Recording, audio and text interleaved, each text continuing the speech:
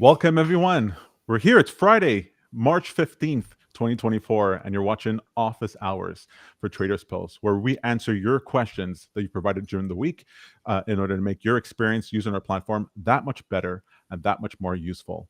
I am your illustrious host today, Tom Hartman from the marketing team, here, as always, with Mike Christensen, co founder and CSO of Traders Post. How's it going, Mike? Great. Tom, how are you this week? Pretty good, pretty good. I found out that if you have lithium batteries inside your closet fully charged, those might explode by accident. That's a Wait, pro did tip for anyone. that happened? No, I just went to my almost did. I went to my closet to get a car for my kid, and then I realized that these fully charged lithium batteries that I thought it was so smart, fully charged them, leaving my closet so I could have them ready, were like 3 times the size and about to Oh, explode. yeah. I've had So that happen a couple times. yeah, they don't put that on the tin. They don't write that on the car. And hey, by the way, that's going to show your house, but it is worth it. Other than that, though, I'm pretty good. All right. So for this week, it's been fun. It's been interesting. The markets. I mean, never a dull day. Never a dull Mhm. day, and especially if you're in the crypto markets as well, you don't even have weekends or nights. Probably a reason not to trade those. But as long as the markets are there, TradersPost is going to be around, and we're going to be here in order to make your automated trading strategy life that much easier. Mhm. This week, let's just start off with a few housekeeping notes. Not too much this week, except there is a video I'm pretty proud of that we've put up on the YouTube channel for Traders Post, and this has to do with we're stepping into just giving people a little bit of tidbits for those who have a penchant towards coding, how you can code certain things that it's difficult to do just straight out of the box with TradingView or with any platform really. And so, pretty happy to see that. If you go to the YouTube channel, you'll see a Pinescript tutorial called Combining Multiple Alerts with Different Indicators. And this is something that's shown up again and again with people on Discord group and online, where people want to have some sort of trade executed when multiple different conditions are true for a particular let me just mute that for a second, where multiple conditions are true. And so this allows us to do that. And I just basically walk through how we actually develop the script. And I think it might be useful for people who want to do some Pinescript on their own. But don't worry, if you're not interested in coding yourself, we have published the actual script on our blog and on TradingView, and so you can go find the script for Confluence alerts by going to our blog post and clicking on the link for it, and you'll be able to get I think a nice version of the script. It's pretty robust here. It has all kinds of different options where you can choose conditions on time frames, where you can grab the source from different indicators that are on the chart and put that all together in such a way that can make your life a lot easier. So go check that out. And if you have any questions or comments, things that you think we should add or improve, you can let us know on the page for that. Did you get a chance, Mike, to look at that, to set out at all? I didn't really push it to anybody in the upper tiers of Traders Post, but I'm curious if you had a chance to play around with it a bit. A little bit. I haven't been able to generate a signal I like yet from it, but I do love the concept, and obviously any type of shortcut we can help people take where they look at a couple different indicators and they just wish they could combine those two things together into a signal so that they can grab some rules that belong together. I'm all for a script like that. I think you've done a great job there. I think the two that I'm looking at is a couple of indicators that I use quite a bit. VWAP ratio is one that I take a look at, which is basically the difference of price relative to VWAP on either side. So it's kind of a bounded indicator. And when price gets stretched out, further in one direction or another, there's a pretty good chance of reversals at some point.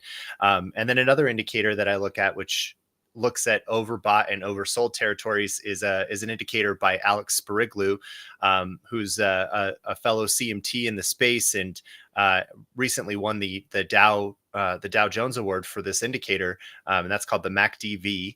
And that's another bounded indicator, which measures ATR and MACD as a ratio between the two. And I'd like to see if there's confluence between those two indicators. If so, then there might be a good signal there. But I'm still playing around with it. There might be something there.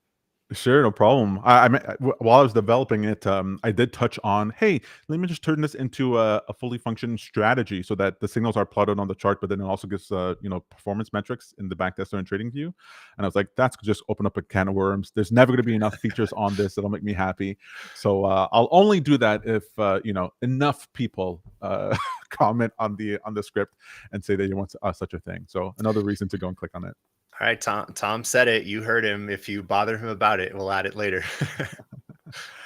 All right. So this week there was a couple of interesting questions that surfaced from users of the platform. The first one comes from Varen Sword on Discord, who was asking about how we should think about contract rollover on futures. Futures are one of the assets that can be traded in financial markets and on TradersPost. And the idea here is that these futures contracts can expire. How would you handle this? Sure. So I think there's a few different ways to think about this. This is a generic enough question, so I'm going to go a little deep on the answer. But when it comes to futures contracts, effectively, most of them are grouped into quarters.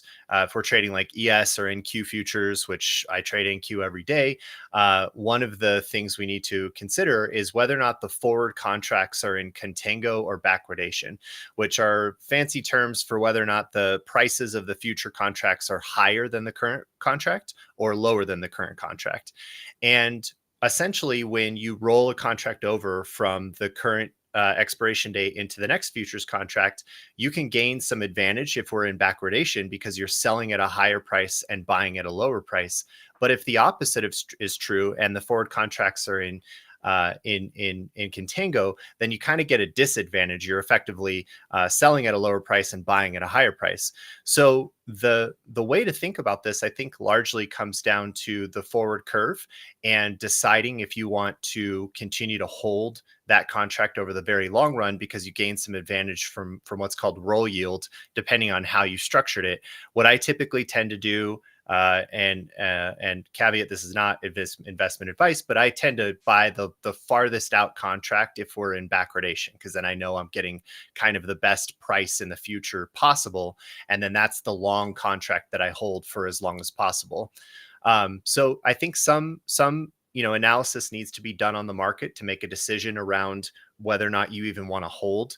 But I think your long-term objectives are usually improved depending on when and how you roll over, like which contract you elect to actually purchase. On TradersPost, we don't have any automatic selection process for you. There's no strategy built for that, or any indication as to whether or not we're even in backwardation or contango on the contracts that you're trading. So you'll have to decide with the broker that you're working with on how you'd like to manage rollover.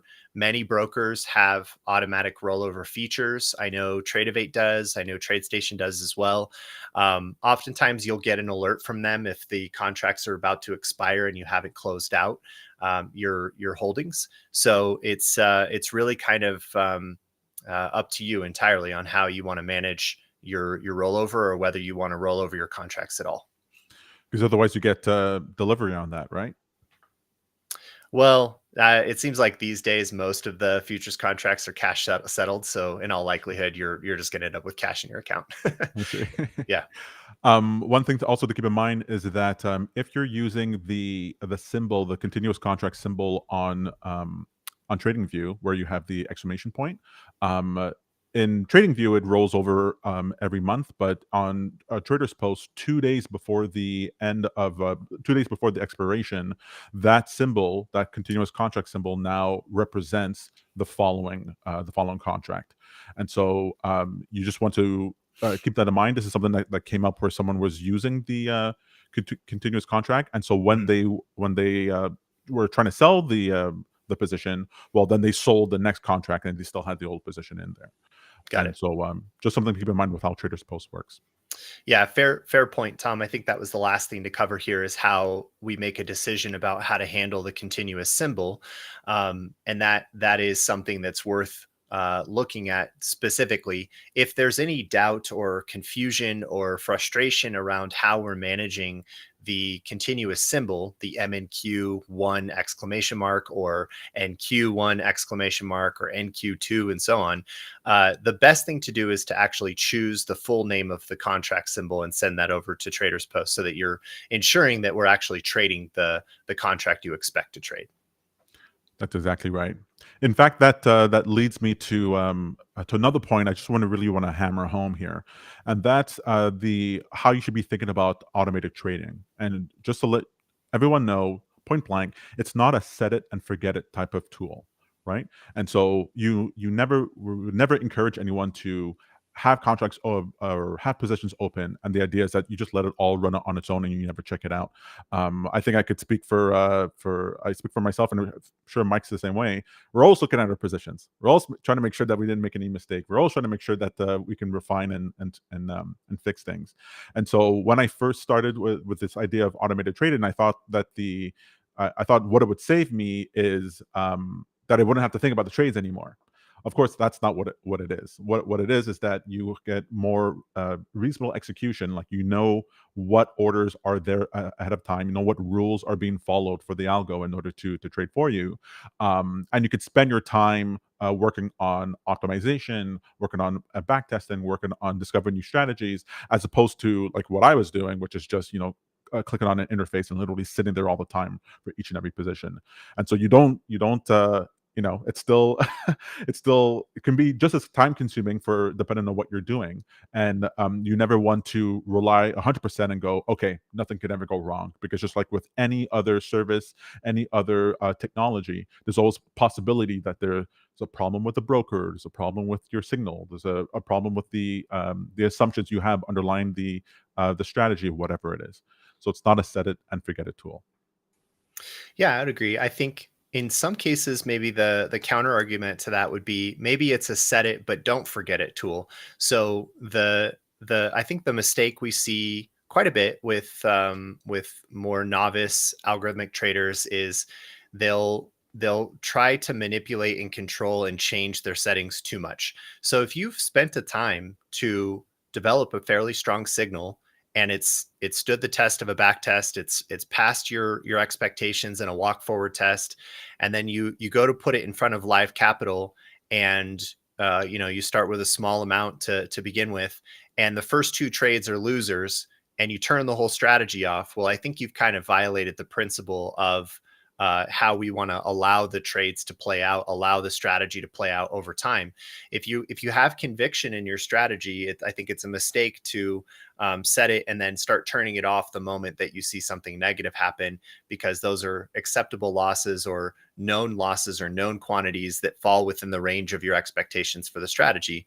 There's no 100% win rate strategy. There's your absolutely likely to start a strategy that's beginning in a losing phase where it picks up 5 or 6 losers before it picks up the next winner you're hoping for. So painful.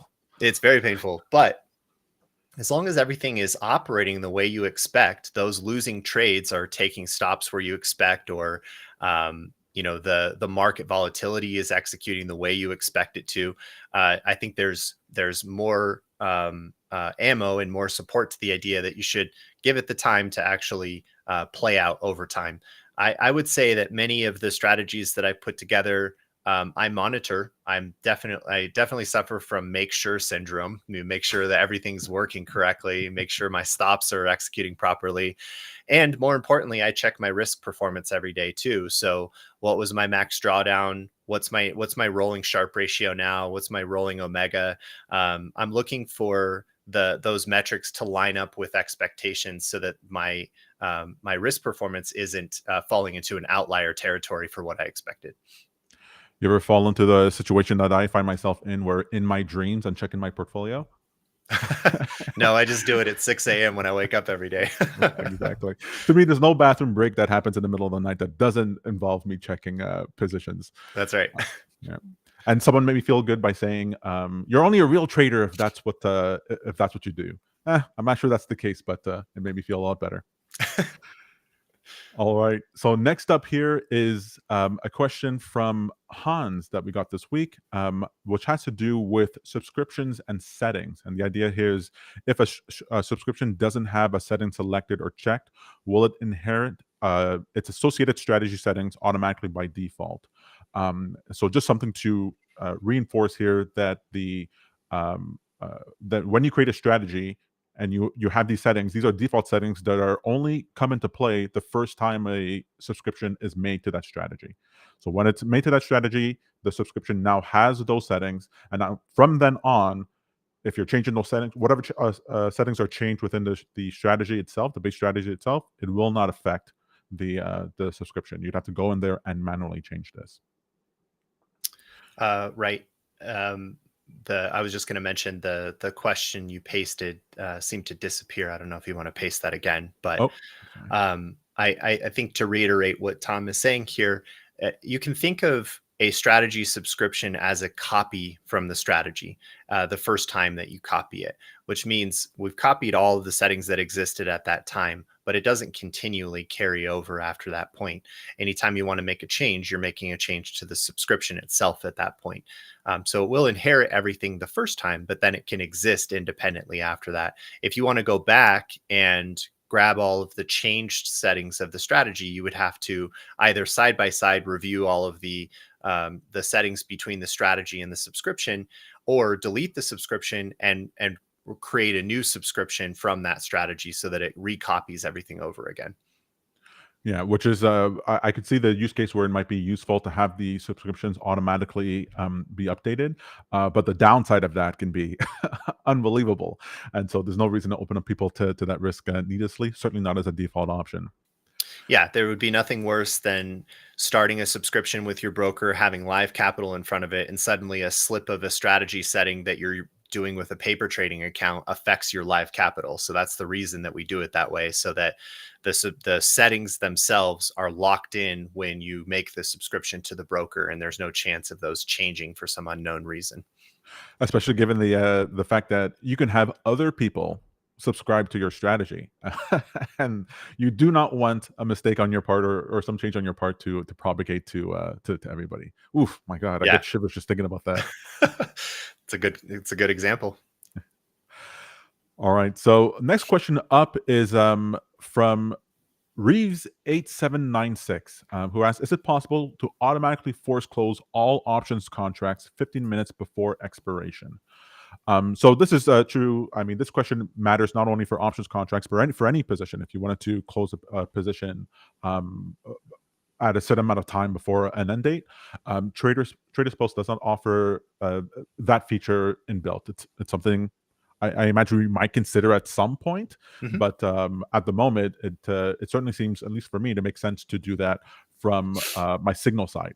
So Yeah. for me to be on TradingView for Pinescript, or whatever platform you're using for to generate your signals, because then that's where your signals are coming from, and so the final signal to close the position should come from there as well. I do want to say, though, that we hear requests like this a lot, and we are options traders here too. I'm very much a fan of tail risk through options, and so we know that there are a number of features that are exciting to options traders, and we are quickly developing the roadmap around how we're going to support some of those features, and a lot of it's ranked by the requests that we get over time. So certainly, if you have some product requests around options strategies, or the Greeks, or the way that strategies should be filtered, there's obviously on Discord, or you can reach out to us on support. That feedback, I think, is really invaluable to us continuing to hone in on our roadmap and make a decision around which features we want to implement. But we would love to expand on, filter choices where you can decide what types of contracts to purchase. Even like choices around the Greeks, like Delta or Vega, things like that. And of course, being able to close out contracts in the last 15 minutes is a great request. I think that's a cool feature. So certainly something we'll give a look. I wonder then if it might be possible in the future to get to have options being selected based on fixed strike vol, so that you have an idea of what you're paying for per unit of volatility. That actually might be pretty cool. Yeah, I'll I think thought about that carefully about too, that. especially for tail risk, because I only really purchase long out of the money puts when implied volatility is low, Okay. when premiums are lower. So yeah, if we can do historical volatility as well as implied volatility, create some measures around that, allow you to create some, maybe there's a ratio between the two we could provide, and you can create a filter on that. Yeah, I think there's a lot of different ways to measure options, and we can surface that data internally. Excellent. Perfect. Next up here we have so this is not a question that came from the group, but it is something that it was being discussed, and this idea of limit orders during extended hours trading. Or let me put it in a different way: if you if you select market orders inside of your subscription settings Mhm. for the strategy, and you want an order to be created during extended hours, it'll ignore the market and send a limit order. Is that That's correct? right. Yep. Many of the brokers require this. There's no way around it, unfortunately. And the reason why is this conversation is specifically about stock trading and when the pre and post market hours are in session. So a couple hours before the market open and a couple hours after. The that period of time is notoriously low volume. There's not a lot of trading activity that takes place there, and the likelihood of slippage is just significantly higher than during the regular trading session. Especially on smaller tickers, maybe stocks that are not well traded even during the regular session. So the brokers are forcing us to submit limit orders so that we protect against some of that downside that would occur if you tried to if you try to execute a market order in extended hours. So the limit order protects you. That's kind of the bottom line there.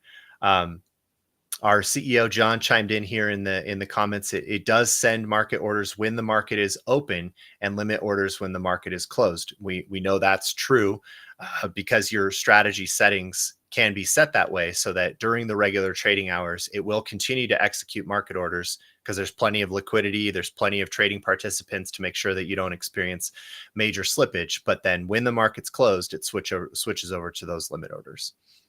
That's right. Right.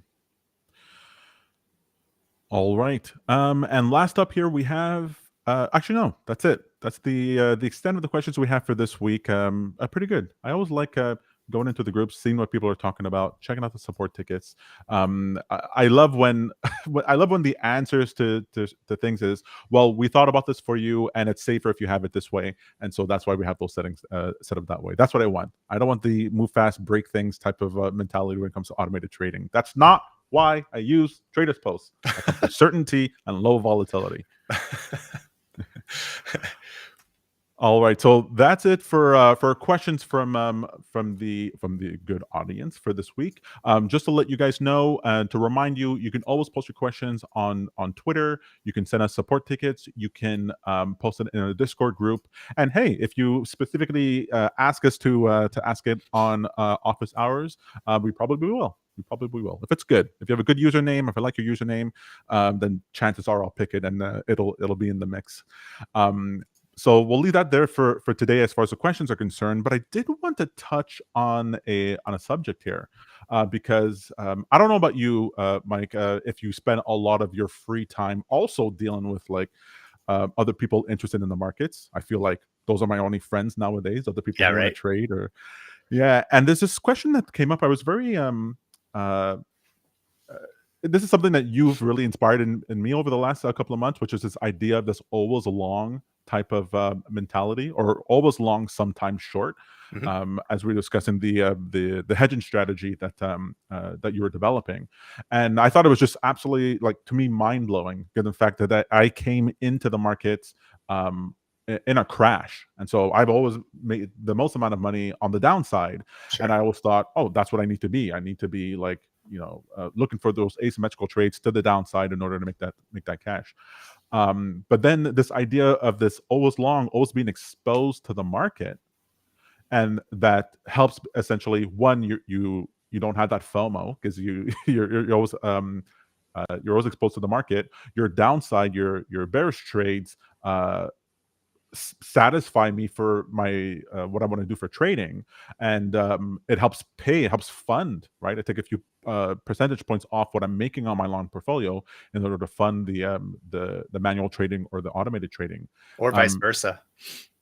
oh, what do you mean? Well, like the profits generated from short sales or options contracts, or a short futures contract, can then be rolled back into your long portfolio. That's That's right. Okay, right. Certainly. I mean, me thinking of the trading, my manual trading as almost always going to lose money is a really clear indication of my thinking when it comes to markets. But yes, you can actually make more money on that downside and right. then fund the long position, which is the point of the put. So yeah, this always long strategy makes a lot of sense. But the specific point I wanted to hit on is this idea that there's this.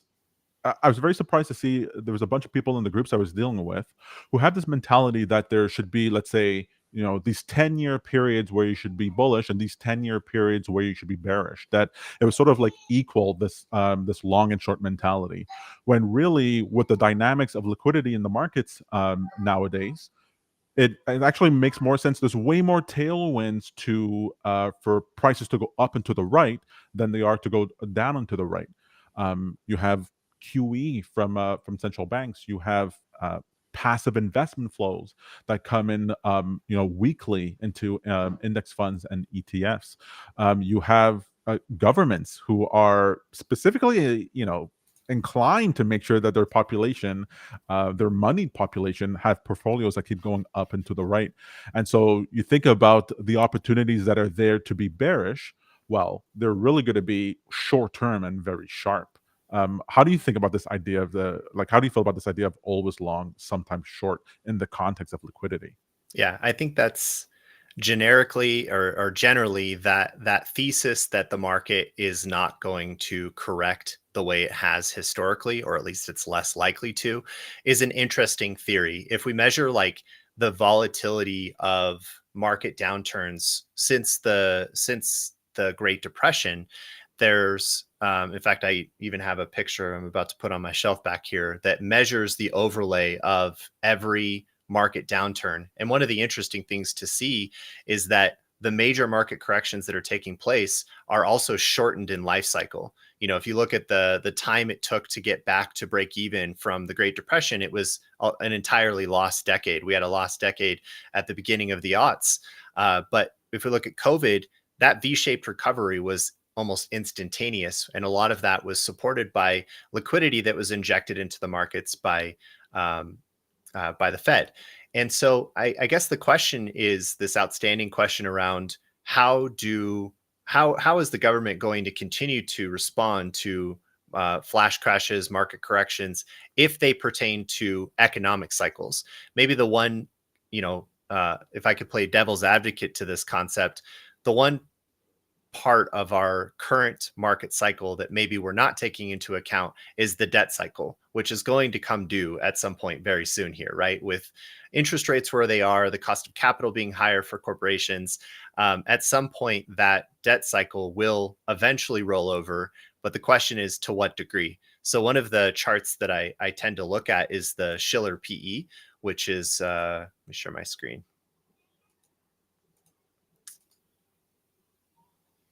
And we'll get this guy here.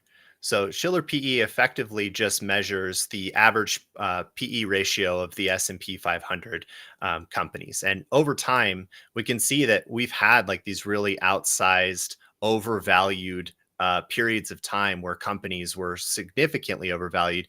This is that lost decade I was referring to, where we saw a big drawdown in overall valuations right up until 2009.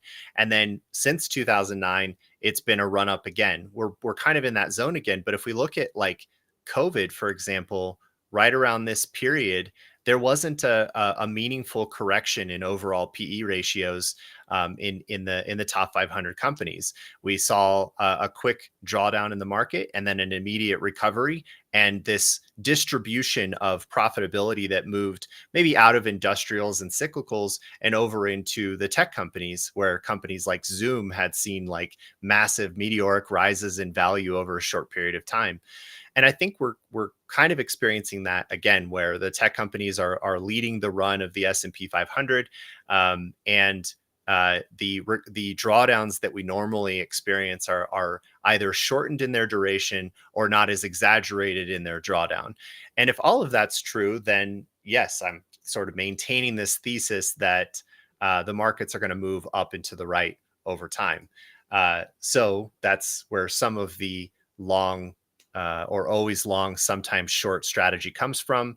I think in my mind, the thing to capitalize on is trying to be well prepared for those shock events, where when the markets do sell off, it's a great opportunity for everybody to exploit that if you are using an instrument that can benefit you in that way. And that would be an options contract or a futures contract or something that allows you to go short. We've got some ETFs out there now too, like the SQQQ, and there's a handful of other ETFs that go short the market as well. I was showing a group of people that who are not options traders, what the returns can be like when you have a put and you've bought at the right IV at the right period of time, Mhm. and you can make, you're making crypto money at that point, on the Crypto money. downside.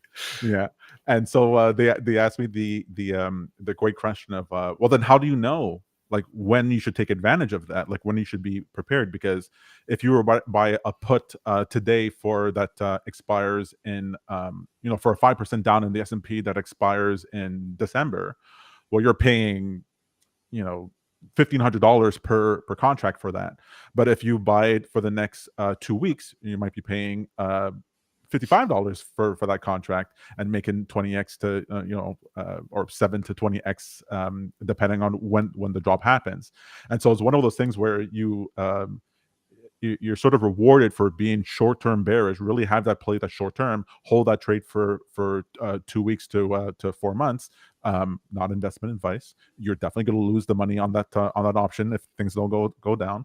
But then if it does within these periods of illiquidity, you can really make a lot. The point I wanted to make to them was that, like there's reasons why markets often go down in the September, October, or February, March, because these are the two option expiry periods where there is less volatility being supplied, and more, it's more brittle, so that if there is a downside move, it can be exacerbated to the downside because of how options work within the markets. And so like I'll show, but aside from that, if you're not on those periods, well, then up and to the right is where you can go.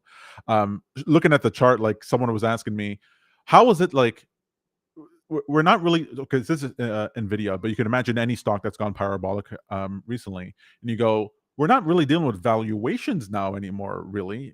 Is that the case? I mean, we're in GameStop territory for these things, and I'm sort of explaining to them that the derivatives market is way bigger than the it's almost like that the stock market, the indexes, the futures, or what have you, are almost derivatives of the derivative. Like the derivatives is what moves the market because of the returns that need to be paid out to people who have these contracts. The market makers and dealers have to then hedge their positions by following along. If you're buying a call, they have to buy the asset itself in order to be hedged. And then the higher and higher the stock moves, the more and more that that it needs to be purchased in order to either be maintain its allocation within the market in an index. So for example, if Nvidia now goes from 10% of the S&P to 20% of the S&P, just for the sake of conversation, well then people who are indexed to that have to then purchase that many more shares of Nvidia in order to maintain their allocation within whatever portfolio that they have, because that's what they promised to their customers. So you have this thing where as it goes up, you go, well, these people have to buy it in order to move up. And so you have all these tailwinds, but it makes it so that it's almost like, what I find funny, what makes me chuckle, is that I'm sort of bearish on the structure of the financial markets because of these dynamics, but I have to express my bearishness as being bullish because it's crashing, but crashing up, and it's crashing up because of the unhealthiness of it in a sense, because you have these price dislocations that occur, but that's what's happening. I'm bearish on it, and so I have to be long, Yeah. which is Yeah. whereas if you were just bullish, you might sell out early, being like, "Oh well, it went up too fast, too far. I'm gonna take my profits now." You go, "No, no, no, no." If you're bearish, you should be longer still, because that right tail risk is just as prevalent as the left tail risk.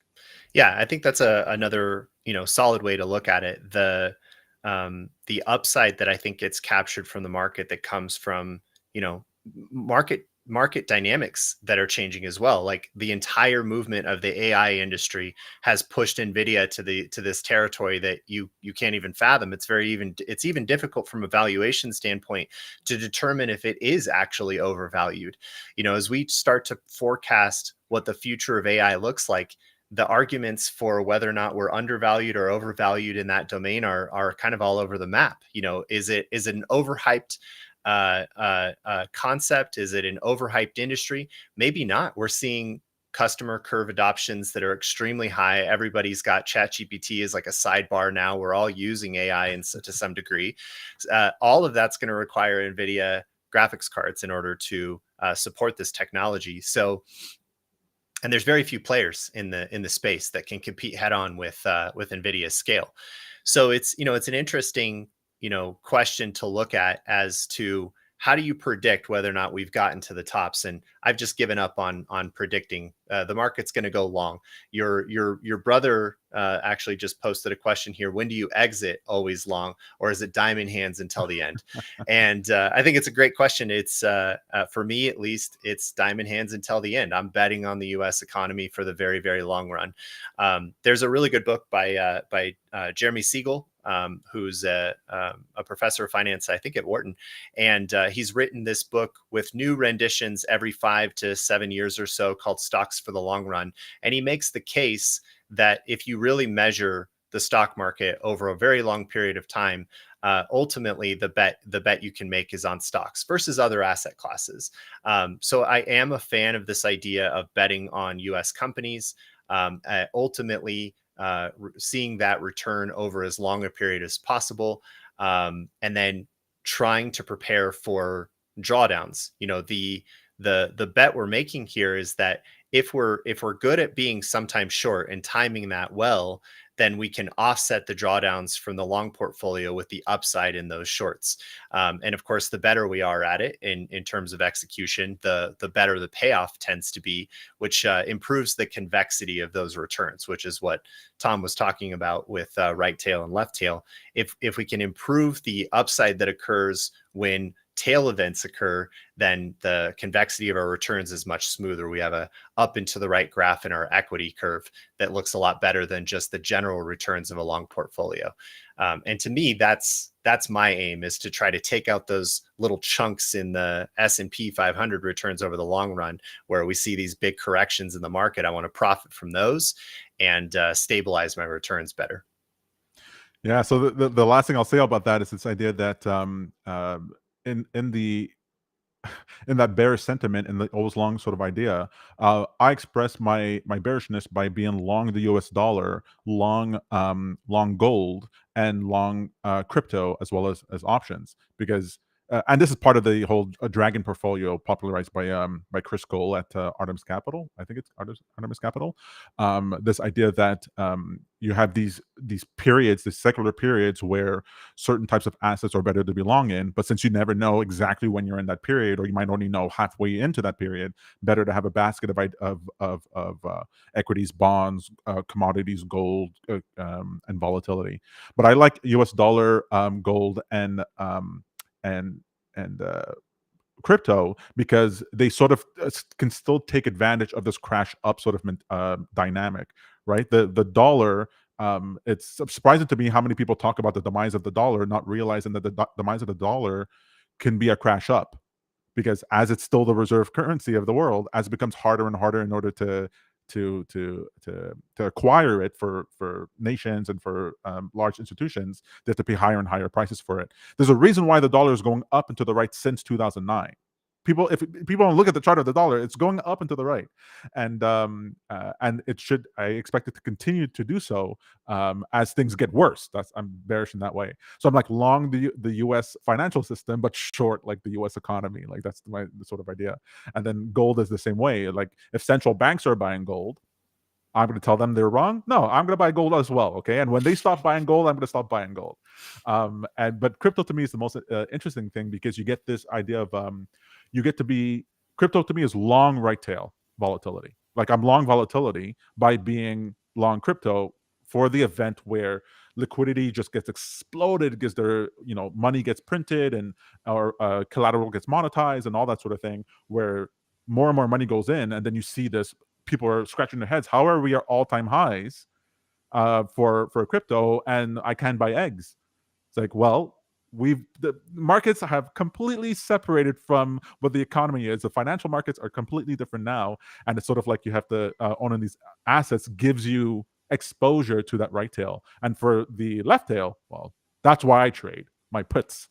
My puts for exactly those periods of time where it could pay off, 100x on a trade. That's the way I think about it. Yeah. There are entire funds that try to specialize in exactly what we're talking about here.